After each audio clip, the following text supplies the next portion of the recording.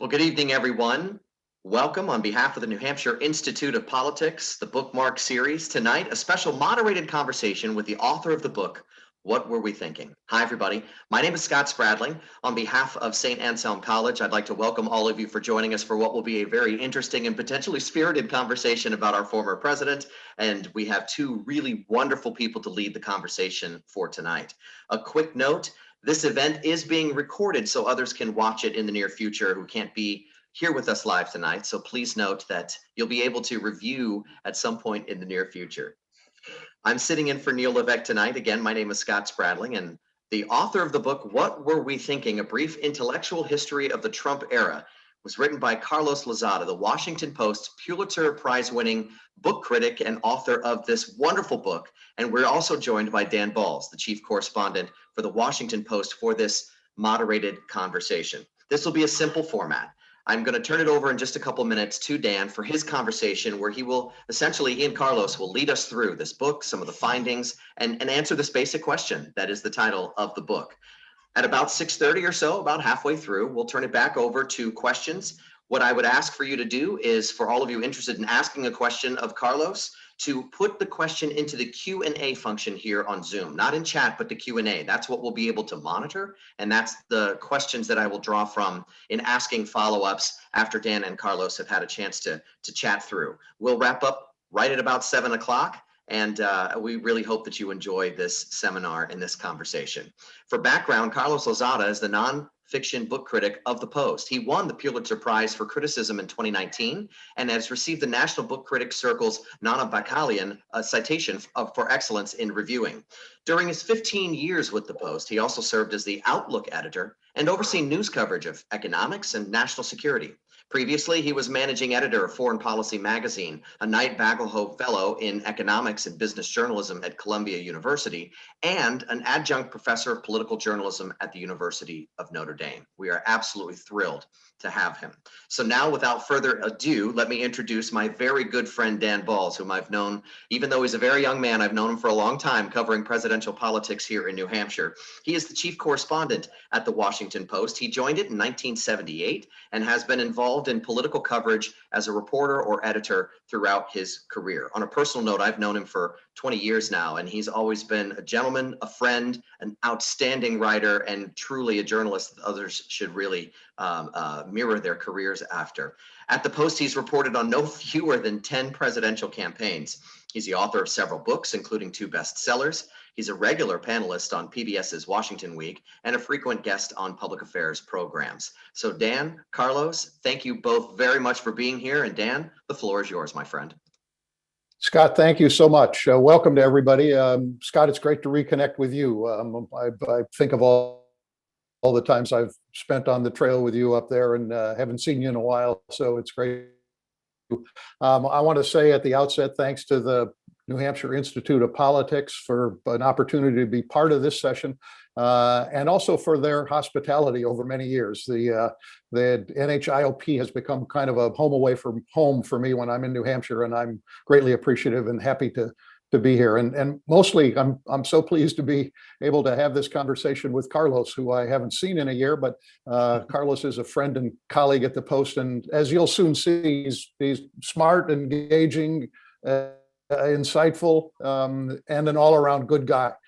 So I look forward to what he has to say about this marvelous book. Carlos, I want to start out with what I would guess would be several related questions. One is, how did you get to be where you are today? What was your path? Scott outlined some of your bio, but I think it's even more interesting than the bio seems. How did you end up doing what you're doing?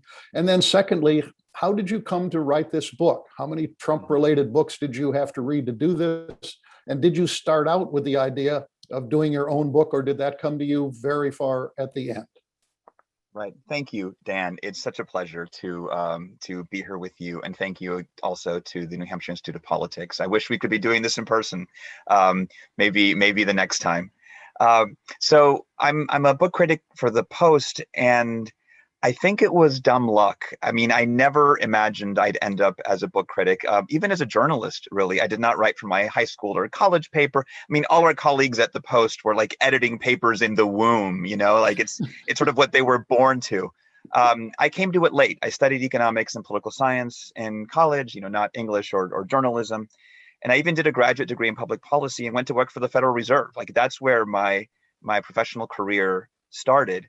It did not take me long to realize that was absolutely not for me. And I managed to worm my way into an editing job at Foreign Policy magazine in Washington. They needed someone who could edit essays on economics. And so that background served me well. It's also how I managed to get my first job at the Post, which was as economics editor on the business desk. So the expertise that I tried to run away from is what actually helped me get into journalism. The great thing about the Post, as you know, is you can try a lot of different things. And so in addition to economics editor, I edited our national security coverage. I pinch hit as White House editor for a little bit. And during the latter stages of the Bush presidency, when no one cared about the Bush presidency, everyone just cared about the 2008 campaign.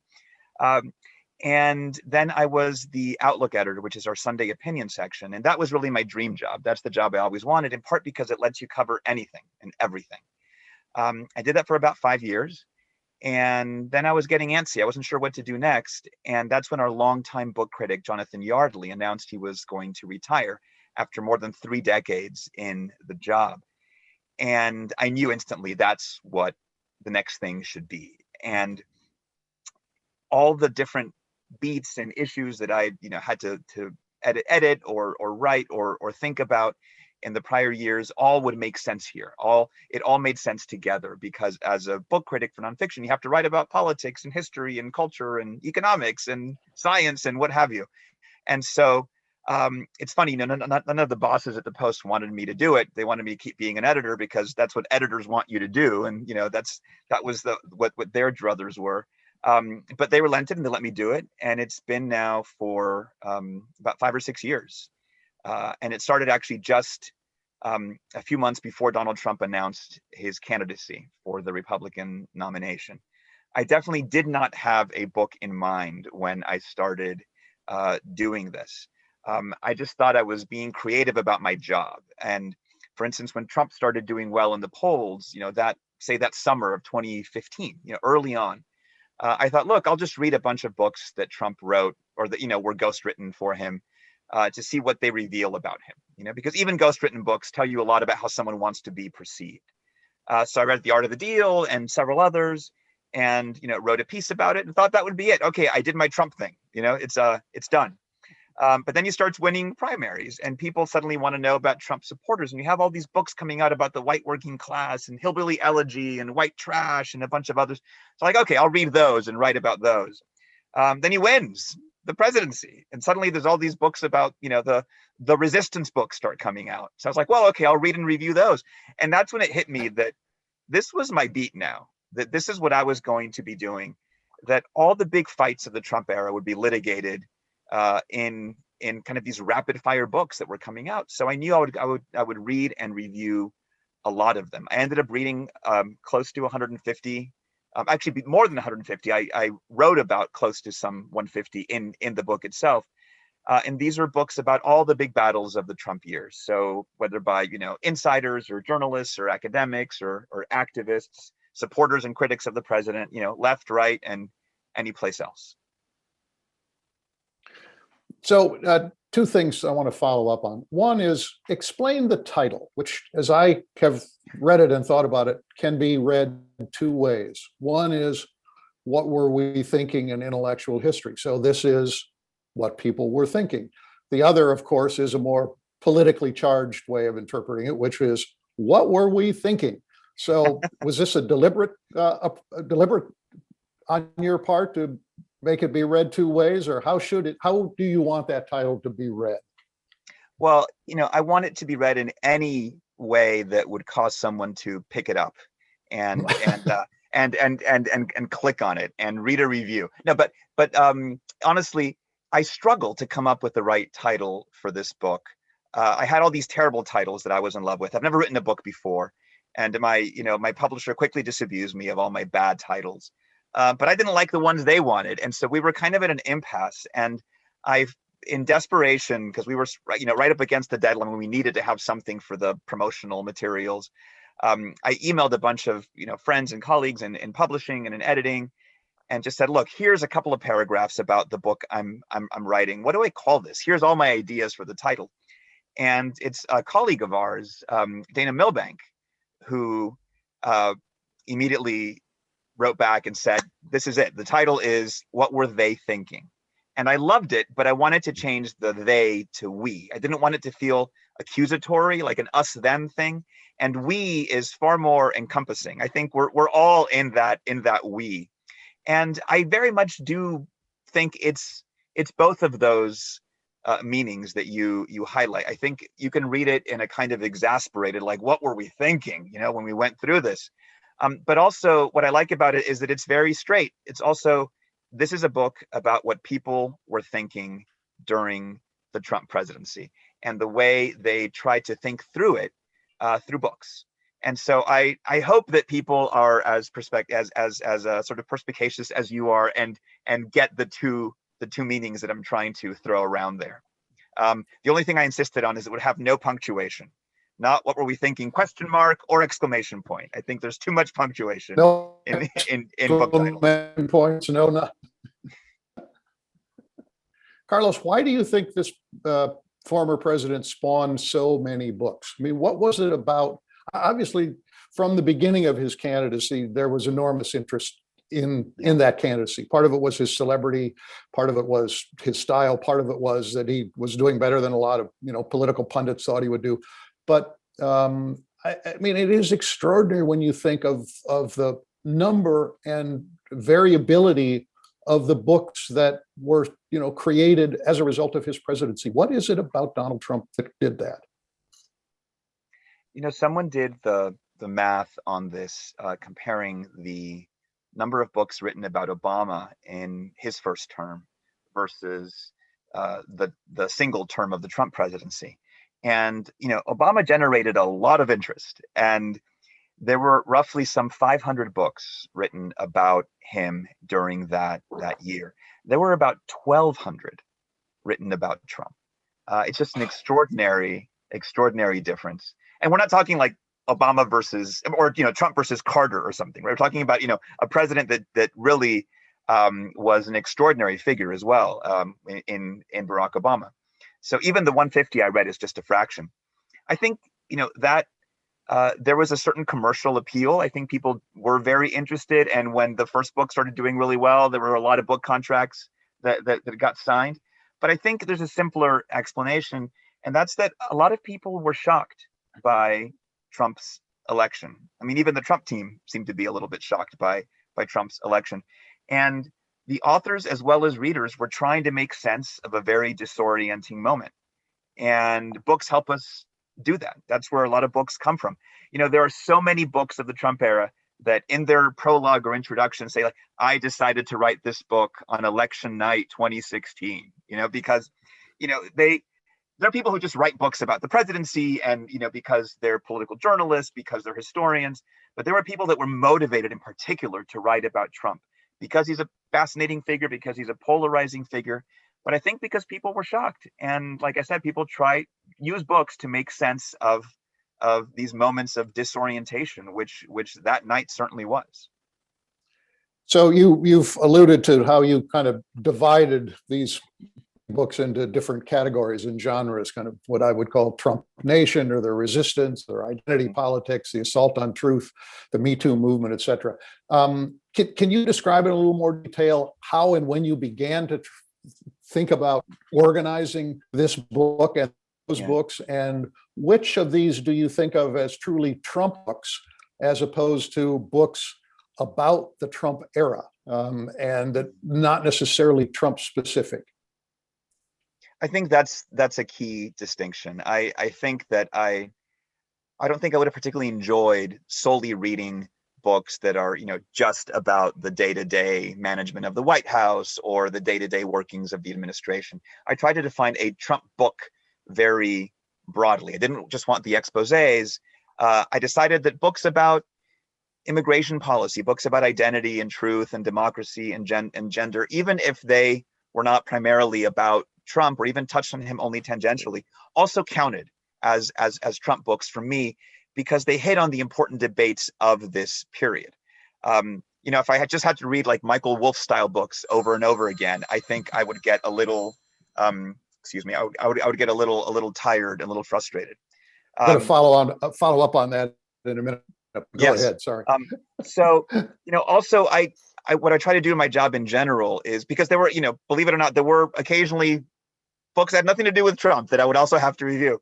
But I try not to be kind of hostage to the publishing industry, and just review whatever they're spitting out. So, for instance, when we're all waiting for the Mueller report, I decided to go back and read past special counsel reports from Watergate, from Iran-Contra, from the Clinton-Lewinsky scandal, to help me think about what we might see in a Mueller report.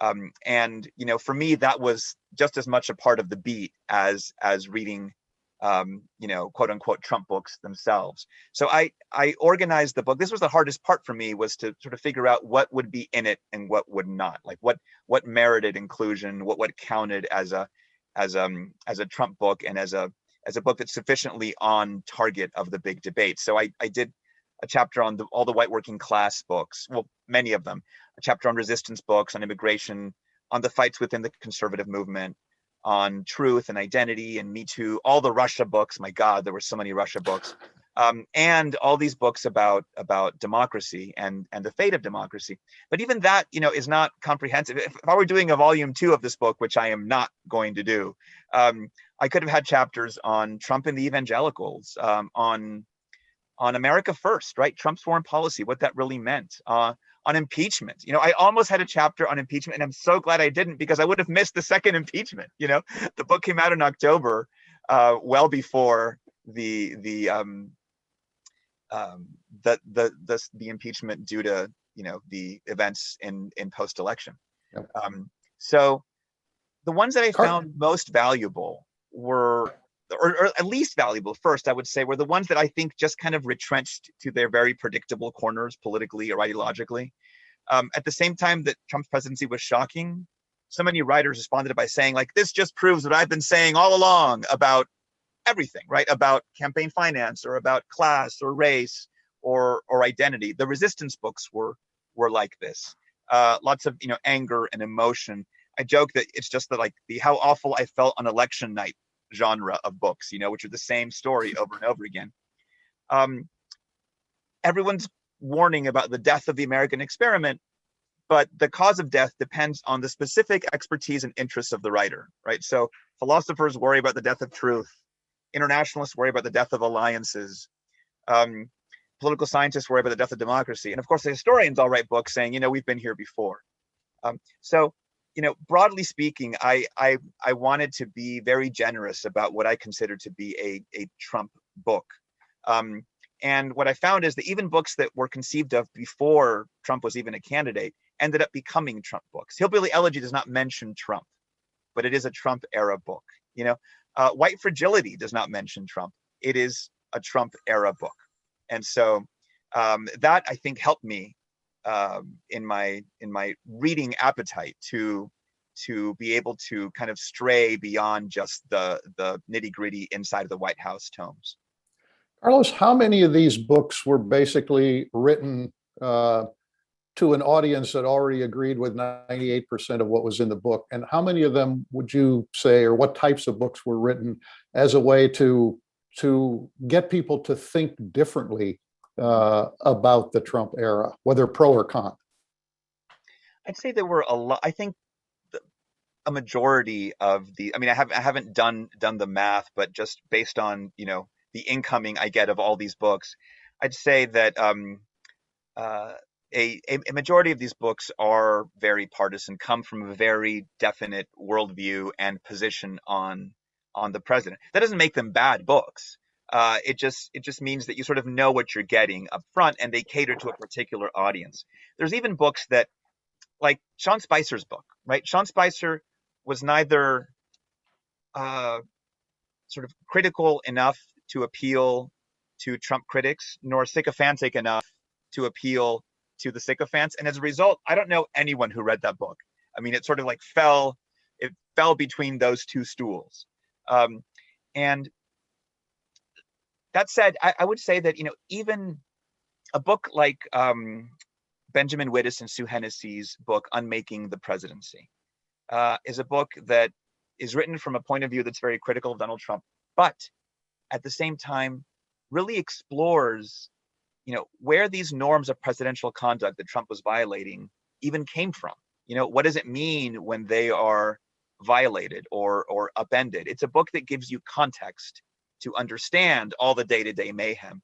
And those that kind of book I found very useful, even if it came from a sort of clear perspective on Trump himself and on his presidency. So which of these genres did you find overall most satisfying or most helpful in trying to understand the Trump era? And if you feel like it, individually, which were the books that stayed with you the longest? Yeah. In the epilogue of my book, I list a dozen books that I thought were most helpful for me. And that's, someone else could come up with a totally different dozen, and that's fine, because, the most difficult thing is when someone comes up to you, like, what should I read to understand it all? It's like, it depends on what you're interested in, what your blind spots are, where you're coming from. But for me, I would list books such as Unmaking the Presidency, which I mentioned by Sue Hennessy and Ben Wittes. Michael Wolff's book, The Fifth Risk, I thought was absolutely wonderful. And it was a book about what happens in the inner workings of government when government expertise is disregarded and degraded. Did you say Michael Wolff or Michael Lewis? Sorry, I meant Michael Lewis. Right. Michael Lewis. Okay. Which most people know, very different writers.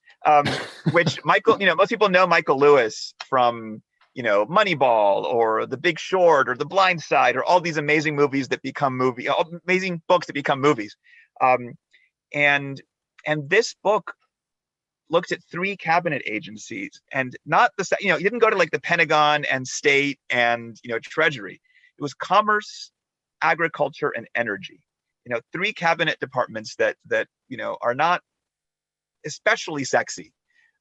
And he went deep into how they function and how they are essentially big risk management organizations, and how the federal government is a risk management organization, trying to fend off unlikely, low probability but high risk events in the future, such as, say, I don't know, a pandemic, right? And it was published before COVID, but especially after COVID, it just feels utterly prophetic. And a book like that, I thought, which is a little bit on Trump but not really about Trump, I thought was essential for me to understand all these fights over the deep state. And finally, the last thing I'll say about this list of books I had at the end is that many of them are books that emphasize how all these fights of the Trump era are fights that are just embedded in the American experience. A book like America for Americans by Erica Lee shows how, alongside the tradition of America as a nation of immigrants, is just as strong a tradition of xenophobia running through American history.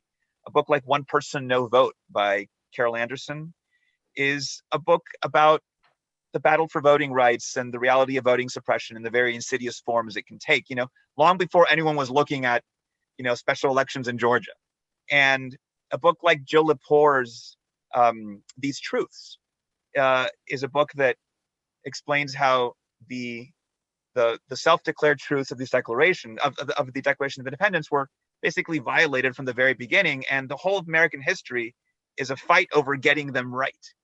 And those books, which happen to be by three historians, are books that helped me make sense of this period and showed me that Trump's most unique contribution maybe is that he has restarted so many of these fights at the same time, but they're all kind of ever present in the American story. Isn't that an important takeaway, though? I mean, that in a sense, and I want to get to the insider accounts after this, but that the ability to set the current moment in the context of history, or to write a history that gets you to the current moment, has great value, and that in this particular period, the historians shine through, if you will. I mean, another one is Timothy Snyder, who's written brilliant history long before the Trump era, but has written trenchant sort of contemporary history about tyranny and democracy. The value of historians in the moment seems to me to be one of the subtexts of your fine book. I think that's absolutely spot on, and I think now that you mention it, Snyder's on Tyranny was, I'm almost positive, was also among my 12. The books behind me are all books that I reviewed for the Post, and I hate to say this, but sometimes I scan the shelf and I look at a book and I have zero memory of ever having read it, much less written about it. But then I look at my reviews like, oh yeah, that's what I thought about that book. On the opposite end of that spectrum is a book like On Tyranny, where I remember where I was when I read it. I remember what the weather felt like. I remember, where on a page certain ideas were. It's that kind of book. It came right at the beginning of the Trump presidency. People were wrestling with all this, and he brought this kind of deep historical insight and context. And that is, I think, was only possible because of the kind of expertise he had as a serious, legit historian. I think one of the only problems with that book is that it was so short that it came out in its original form was paperback, and then it just sold like crazy. And I think that they probably wish that they had made it a little bit thicker and put it out in hardcover, because it was for an extra $10. It was a book that people needed at the time, and those are the best books, the books that you don't realize until you pick them up, that I needed this book. Snyder's was like that. A book like, Yuval Levin is a conservative intellectual in Washington. He's not on Twitter. He doesn't engage in all these food fights. But he wrote a really thoughtful book called A Time to Build about what's happening to American institutions. And that's another one of those books that, when I read it, I realized I didn't know I was waiting to read this book. And I think, but you're right. I think that this has been a moment where historians have been able to shine. The ones that really seize the moment to not just issue diatribes, but to bring their expertise to bear on what we were witnessing.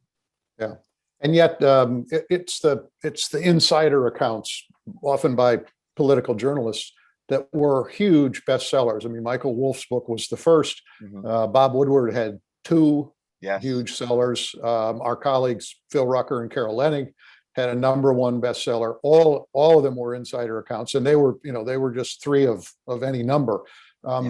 What did we learn from those? And particularly as the years went on, were we learning new things, or were we simply learning the same thing with new anecdotes? And what, in your mind, separates the best of those from the others? Yeah, I think so. Fire and Fury by Michael Wolff really was the first of those. It came out just a year into the Trump presidency. It covered only maybe the first 8 or 9 months of it, but it was just a monumental blockbuster. And I remember it well because it's one of those books that I had to read. Usually I get the books well in advance. I had to read this one overnight, on deadline, and crank out a review right away. And I worry that it set sort of a template where so many books to follow became essentially a competition for who could have the craziest anecdote about something that had happened inside the White House. So like Trump wanted to have a moat with alligators on the border, right? Or Trump can't read the Constitution without stumbling over the words, right? Or he doesn't know what Pearl Harbor is. Like there's all these kind of like, like holy, oh my God moments about Trump. And after a while, I think we get to what you're saying, where you're not necessarily learning a whole lot more about his management style or the context for what's happening. You're just kind of learning more crazy things about how Trump is not really engaged, how Trump spends all his time on Twitter. And after a while, that has diminishing returns that set in, on how useful those kinds of books are. The ones that I think, separate themselves are just, no surprise by the quality and depth of their reporting. And in terms of the historical record, it's essential to have those kind of books. I don't mean to minimize their contribution, but even sometimes the things that get highlighted in the immediate press coverage of some of these books, tend to be those explosive anecdotes rather than some of the more, substantive, I think important things that those books reveal. So you mentioned Phil Rucker and Carol Lenig's book, A Very Stable Genius, #1 bestseller, did really well, had terrific reporting. But some of those stories are what get highlighted in the news, but there's other things that I learned in that book that for me were amazing. Like that's where I learned that, Robert Mueller's team turned down the opportunity to review Bill Barr's letter before Bill Barr went out and distorted, one could argue, the meaning of the Mueller report. And, they had a chance to weigh in on that letter beforehand, and they were like, it's not our job. Like, that seems like a big deal. That seems like that's a mistake. That seems like something we would want to know more about. Like, why did they not take the opportunity? And that I first learned reading Phil and Carol's book. And so I worry that great works of reporting often get kind of just cast into this sort of like, well, here's all the zany stuff that happened in the Trump presidency. Even Bob Woodward's second book. So wait, there was Rage and Fear and then Rage, right? Or Rage and Fear. I can't remember the order. I can't. Fear and Rage, I think it was. Fear and Rage. Okay. Yes. Fear. Fear was the first one because that was that quote from his interview. So in Rage, all the attention gets focused on, the kind of the second half of the book, which is a lot of these conversations between the author Woodward and the president. But, the first half has all these high-level national security officials, including the defense secretary, talking about how deeply concerned they were that we might go to war with North Korea, and for me, that was very revelatory. That was deeply interesting. You have the defense secretary, going to church to pray, to get ready so that he would have the wherewithal to kind of deal with that crisis when it came. And so, I think that these books do reveal a lot. I think that the kind of public appetite is for those moments of lunacy and those moments that kind of reaffirm people's, concerns or beliefs about the president. And so I think part of it is helpful when you kind of put all these books together and read them in context. So for instance, A Very Stable Genius came out the same day as Unmaking the Presidency. The Wittes Hennessy book came out the same day as the Rucker Lenig book. And I would encourage anyone who has the time to read them together, right? Because you see the depth of the reporting that, the reporters who cover this world day to day, bring to the story, and you combine it with kind of the historical context that the other book gives you. And together, I think you get a fuller picture. Carlos, we're going to go to questions from the audience shortly, but I wanted to ask you a couple of other questions. You've packed a lot into this relatively short book, and you read 150 thereabouts Trump era books out of 1,200. So what did you leave out? Why did you leave it out? Mm-hmm. And then secondly, two things happened in the last year of the Trump presidency. One was the coronavirus pandemic, and the other obviously was this moment of racial reckoning that we're still going through after the George Floyd murder. How did you deal, how were you able, or how did you deal with those, given that they were happening essentially as you were writing the book? Yeah. Those are kind of related, and so let me sort of deal with them that way. Some of the things that I left out were issues that I really wanted to cover, but I didn't necessarily find a critical mass because of books yet that were dealing with them, and I wanted to be I can't do what what you do, what other reporters do. Like, I need my crutch of these books, like I'm gonna rely, and that both, gives me a focus, but also limits my universe. And so, for instance, I wanted to write a chapter on Trump's foreign policy, Trump and the world, but there weren't really that many books yet that had done a thorough job of evaluating the foreign policy of the Trump era. There were lots of books came out at the beginning that were kind of warning about what Trump might do if he follows through, what'll happen to NATO and alliances.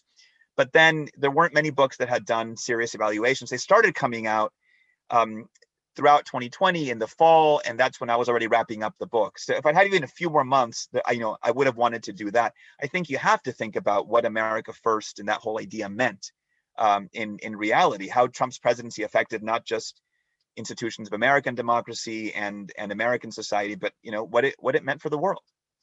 So that's one that I really wish I'd been able to wrestle with. COVID and the sort of period of racial reckoning that we're in. My first deadline for this book was mid-March of 2020. And of course, that's exactly when suddenly the world changes, everyone's, locked down. And so I pleaded with my editor at Simon & Schuster saying, like, I have to address this. And I didn't want to just, I really am not a fan of books that kind of tack on an epilogue at the end where they jam in whatever was happening towards the end of the writing process. Like, I knew that there would be reasons to deal with the coronavirus, with COVID, in a few different places in the book, in the chapter on the White House chaos, in the chapter on immigration, on the chapter on democracy. And so they gave me some extra time. So I'm like, great, okay, I have a few more weeks. I'm gonna keep working on this. And then my next deadline was literally just as the George Floyd video was made public. And I felt like it was happening again. Like, suddenly, the ground is shifting here. Essential aspects of the Trump presidency are at play here, and I have to incorporate this. So in the end, we pushed it further back again, which I'm sure they were not happy with. And I was all, it was my first book, so I was like, I don't know, but can we do this? And so we moved it. It was going to be a July book, and then instead we published it in October. And that, I think, helped me try to address what was happening, both in terms of the pandemic and in terms of the protest over race and police brutality. And I already knew I had a chapter on identity in the book, which I rewrote portions of to deal with this. And I'm glad that I had that flexibility, because I think that it would have felt incredibly incomplete to come out with a book that tries to say something not definitive, but something kind of encompassing about the Trump presidency without dealing with that. Of course, there's many books coming out now. I mean, there's multiple books on COVID in the pipeline. I want to read a lot of them, and all sorts of books that are coming out of this period of protests and perhaps reform over race and policing. And so, to the extent that journalism is just an ongoing book that you're writing forever, I will continue reviewing and reading books on these subjects and on the Trump presidency itself, of which there are many more to come. Great. I'm going to throw it to Scott, and we'll take some questions from the audience. Dan, thanks very much. And Carlos, thanks to both of you. It's been fascinating to just sort of be the fly on the wall for this conversation. There's special sauce in this exchange between the two of you. And we have so many students that are watching from St. Anselm College as well. So I'll finish with maybe a piece of advice to elicit from you for them. But let me just sort of start in the order in which they arrived. A lot of the questions seem to be sort of looking forward as well as looking back. So based on what you've read, based on what you're seeing, and with your expertise, Eric asks, what is the political future of Donald Trump? You're asking the wrong guy. You've got Dan Balz right here.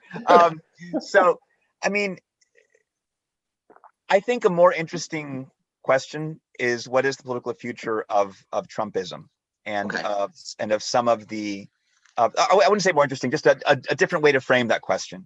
And what happens to the Republican Party in environment, post-Trump presidency, but not really post-Trump. Um, and I think a lot of that is still up for grabs. I think Trump himself is going to tease a possible run. I've never thought he had the energy, or interest in kind of the organizational aspects of all that again. There's members of his family that have clearly displayed their interest in politics. Don Jr. through more of like the red meat grassroots, triggering the libs approach. Ivanka trying to play the inside game. I want to read a book on everything Jared Kushner touched in the White House, and that's something I desperately want to read, because he was involved in so many things. So I think there's possibly a future for the family, but I do think that seeing the evolution of the Republican Party, which I thought would try to maybe distance itself more from Trump than it has following an electoral defeat, is the key thing to me, and to what extent those impulses and principles and kind of ideological whims end up really overpowering the party. I mean, it's not, there's like Nikki Haley and Mitt Romney, I don't know, but then there's a whole other crew that seems far more willing to just carry that banner. But again, Dan's the man here. It's a good point. Dan, do you want to weigh in? I mean, what do you think? Well, I mean, I think Carlos is spot on this. I mean, I think the issue of Trumpism is a very important one, and we don't know what Donald Trump is ultimately going to do. As Carlos says, he's going to tease for a long time about whether he's going to run in 2024, but I don't know that he will ultimately go through with it.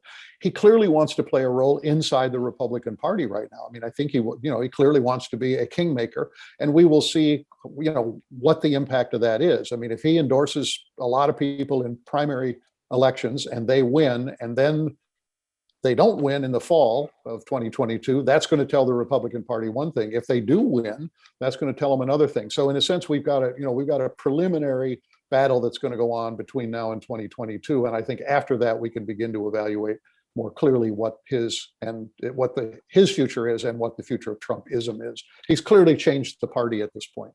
No doubt. So Carlos, back to that point, maybe 2024 versus 2020. There's a question that sort of asks, is there going to be the same support for President Trump in 2024 if he jumps in versus 20? But I think another sort of wrap up into that question is this a phase? Was this a tantrum by some thrown, or is it tapping into something deeper that's going to be around in our political system longer? Yeah. I think that, thinking of the Trump presidency as a tantrum or a phase is, one of the books of this era was called Toddler in Chief by Dan Dresner, and it likened everything that Trump was doing to sort of a toddler throwing tantrums. But I think that this far predated Donald Trump, and Donald Trump was far more a symptom of forces that were already at play, rather than someone who just showed up and through fierce, through sheer force of will, transformed it all. There was a book published in maybe 2010, 2012 by Tom Mann and Norm Ornstein called "It's Even Worse Than It Looks," which looked at the radicalization of the Republican Party, the disregard for truth in some conservative circles, well before Trump. Trump was not even a thought in a book like that. And so I think that, just as we don't think that this necessarily ends with Trump's electoral defeat in 2020, I don't think it's necessarily right to think that it began with his victory in 2016. I looked solely at this particular period, 2016 to 2020, because I wanted to have bookends, so to speak, to the experience, and I wanted people writing in response to Trump. But I think that he very successfully and very skillfully tapped a lot of forces that were already percolating. My friend Deb asks a question about legacy again too. Like, okay, so we're in 2021 right now, but let's say It's 2040 now, and we're looking back on this time and what the legacy might look like from this time with that type of time that has passed. And I'm wondering, maybe I could add to that question a little bit, because Donald J. Trump shattered so many conventional wisdoms, so many things that we thought you couldn't do running for president and then being president. And there was just so much that we just assumed and presumed you couldn't do. And he was able to do it and have a great deal of success in doing things extraordinarily differently as a president. Is there a legacy of activity, actions, and decisions and processes that will follow through this time period? That's a great question. I could do the cop out and about the French Revolution. It's too early to tell what the impact of the French Revolution really. But I think that what's interesting will be to see, even beyond does Trump run again? What happens to the party? I think if there's one thing we've learned during these 4 years is that American democracy functions on norms as much as laws, right? That's the buzzword of the moment. It's like we're all at the bar at Cheers. Norm, everything is norms. And I think that seeing what norms snap back and what norms are actually permanently broken, I think is a really interesting part of that legacy question. And that affects the press as much as the presidency. We've operated I think it's not unfair to say that the press has been transformed in some ways over the last 4 years in its willingness to sort of call certain things out. There's a whole ongoing conversation right now in American newsrooms about, keeping this view from nowhere versus, showing where you're coming from versus, reporting with a sense of moral clarity. These are all debates that are still at play. And so I think it is too early to tell what the legacy is going to be. I mean, I think I highlighted how 2022 is going to give us, an early sense of how lasting this is. But I think, beyond the purely political sphere, there's the broad polarization, the role of the press, the distance between the parties, and just the kind of level of activism and engagement.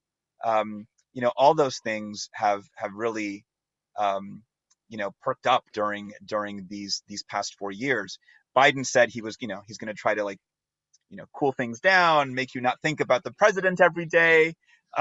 Maybe, I don't know. But I think that I hope when we think about legacy, we think beyond just presidential politics.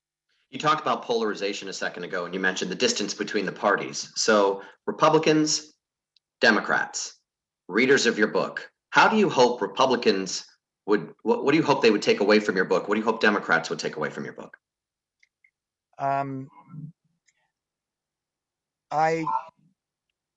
Maybe they see themselves as pure Republicans or pure Democrats. I would hope that they would, see themselves as readers, as maybe folks who read books that like I said, spoke to their particular biases, and maybe here we'll encounter some that do not. I try very hard not to be down the middle in this book because the middle keeps moving. I don't know where the middle is, but I try to be sort of equal opportunity. I got criticism from people, like Never Trumpers thought I was too tough on them, and I heard from some of them it's very awkward, and resistance people didn't like it either because chapter 2 was mean, and I was too woke or insufficiently woke in the identity chapter. I try to just sort of to take each book on its own merits, grapple with it very honestly. And so I hope that whoever comes to it from whatever kind of political, silo they're in will find something to both maybe to both reassure, but also to challenge. But I have many identities, right? On Saturdays in the fall, my most important identity is that I am a graduate of the University of Notre Dame. I became an American citizen 6 years ago. Being an immigrant is an important part of my identity. Being at the Washington Post is a huge part of my identity. And so all these come to the fore at different moments. And, I want to give readers the same credit. I know that people are complicated, and they're far more than just a Democrat or a Republican. Scott, may I follow up on that Please do, question Dan. and that answer? I didn't get to this in our conversation, Carlos, but you've put your finger on it. This is not a book that's just a review of books. There's a lot of Carlos in this book, and points of view taken. Now, a lot of it is in the context of a particular book or genre of books, and yet, there's a political set of views that come through. How did you think about that as you were conceiving the book? I mean, what is it that you wanted to do in terms of bringing yourself that went beyond just the telling of the story of these books? I think it's what I try to do in the work as a critic at the Post, and that is that I think that I can't just be a 3 out of 5 stars, thumbs up, thumbs down, kind of reviewer, and that I'd be dishonest if I don't in some ways make clear kind of where I might be coming from on particular issues. In the end, I don't think they line up in a purely partisan way. So maybe that makes it less or more interesting. I'm not sure. But there were some moments where I felt like I would be dishonest if I don't put a little bit more of myself into this story. And so, for instance, the chapter on immigration, it's not about me. I don't dwell at all on my particular immigrant story, which is just my own. Like I don't speak for anybody except for myself. But I did highlight moments where other immigrant memoirs, resonate with my own experience and why they might, for instance. And also, frankly, my experience as a new citizen, makes me both sort of Pollyannish in some ways, like people who have become American citizens have made a bet on this place, right? And have made a conscious choice. And so the chapter on democracy, I think, was infused with that to some extent. And yet, like, immigrants can both be, made to feel necessary, yet made to feel unwelcome. Those things can go together. And so I think that both my experience as an immigrant and my experience as a new American citizen, as a recent American citizen, showed up in different moments and different chapters and different passages in this book. It is nothing at all like a sort of memoir. But I think that trying to keep that intellectual distance at all times would be not only fake, would probably make for a less interesting book. Carlos, I appreciate the vulnerability that you bring to this storytelling style of including yourself in that part of the narrative. I have deep respect for that, and thank you for pouring your heart into it as you were writing this book. Let me shift gears on you real quick, because you mentioned before that the books behind you are representative of the books that you've reviewed. It's several.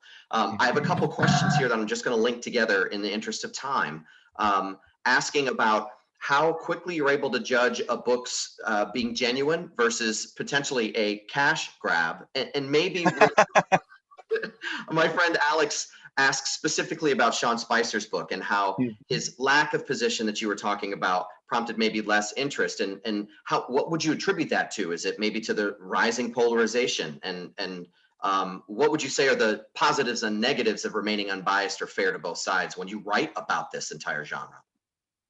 I know there's a lot there, but I'll let you. Yeah. I mean, anyone who writes a book like prefers that it sell over not sell. I'm not going to sort of denigrate the commercial impulse behind a book.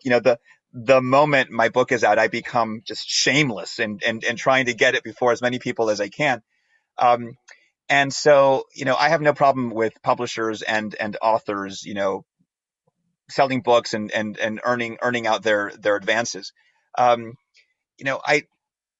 You do get a sense as a reader, and you don't have to be a book critic to do this. Just any semi-discerning reader gets a sense when it's maybe I should write a book versus a book that this person really kind of had to write, and also when what you're reading on the page of the book is the sum total of what that person actually knows versus when what you're reading, each paragraph, each page and chapter comes from a depth of knowledge and insight. And that just becomes evident, right away. You can tell which are the kind of the quickie make a buck books. That said, some of them are good, books that have that impulse aren't necessarily bad books, and some books that are extremely heartfelt, and took a long time and very pensive and thoughtful are kind of boring, it doesn't, those things don't line up perfectly all the time. There are books that are frustrating. And I would count A Warning by the anonymous administration official who later was revealed as a frustrating book because normally anonymity is granted in order to acquire more information. Here, anonymity was used to justify less information. The author didn't want to be outed, and so there was no real kind of personal stories and things that could have told us who this was. And as a result, you have a 260-page book that didn't tell you a whole lot more than the op-ed that it was based on told you. So that you can kind of outsmart yourself, I think, after a while, and you have all this hoopla over an anonymous book, and it didn't really deliver in that sense. And so those are more the frustrations, I think. Books that sort of like overpromise, underdeliver. And books, like I said, that you can tell, that's it. That's what they know. And there's really, you poke through it and there's not a whole lot there. Yeah, it's a good point. So Carlos, as we draw this conversation to a close and this bookmark series about your book, knowing that there are several St. Anselm College students on this webinar watching right now, do you have any reading tips or general advice to them as they move forward out of this conversation and into the world?